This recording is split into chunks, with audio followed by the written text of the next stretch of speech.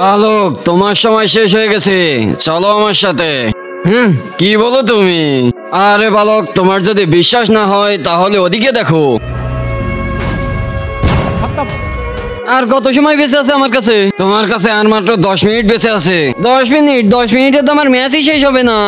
এই দেখো। আর এই বান্ডেল, আর এই গান স্কিন, এটাও নেই।